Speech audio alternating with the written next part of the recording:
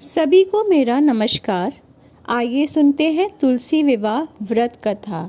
दैत्यराज कालनेमी की कन्या वृंदा का विवाह जालंधर से हुआ। जालंधर महाराक्षस था। अपनी सत्ता के मद में चूर उसने माता लक्ष्मी को पाने की कामना से युद्ध किया, परंतु समुद्र से ही उत्पन्न होने के कारण माता लक्ष्मी ने उसे अपने भाई के रूप में स्वीकार किया। वहां से पराजित होकर वह देवी पार्वती को पाने की लालसा से कैलाश पर्वत गया। भगवान देव आदिदेव शिव का रूप धर वह माता पार्वती के समीप गया, परंतु मां ने अपने योग बल से उसे तुरंत ही पहचान लिया और वो अंतर्ध्यान हो गई।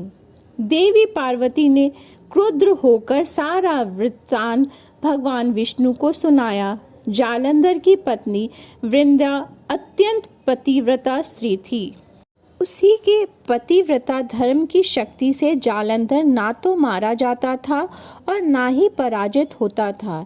इसीलिए जालंधर का नाश करने के लिए वृंदा के पतिव्रता धर्म को भंग करना बहुत ही आवश्यक था। इसी कारण भगवान विष्णु ऋषि का वेश धारण कर वन में जा पहुंचे, जहां वृंदा अकेली भ्रमण कर रही थी। भगवान के साथ दो मायावी राक्षस भी थे, जिन्हें देखकर वृंदा भयभीत हो गई।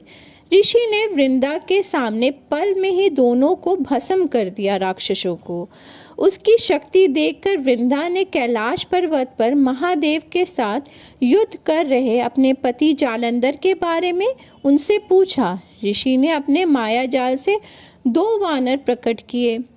एक वानर के हाथ में जालंधर का सिर था तथा दूसरे के हाथ में धड़। अपने पति की यह दशा देखकर वृंदा मूर्छित होकर गिर पड़ी।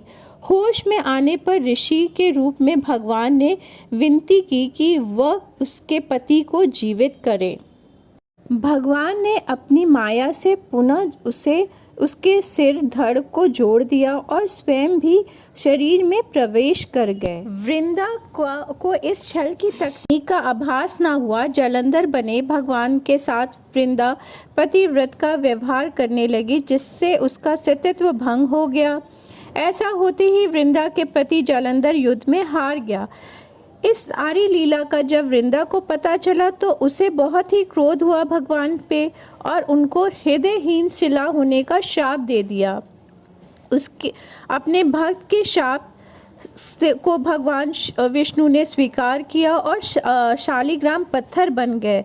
सृष्टि के पालनकर्ता पत्थर बन जाने से ब्रह्मांड की असंतुलन स्थिति हो गई। यह देखकर सभी देवी देवता ने वृंदा से प्रार्थना की कि वह भगवान विष्णु को शाप मुक्त कर दें। वृंदा ने भगवान विष्णु को शाप मुक्त कर स्वयं आत्मदाह कर लिया।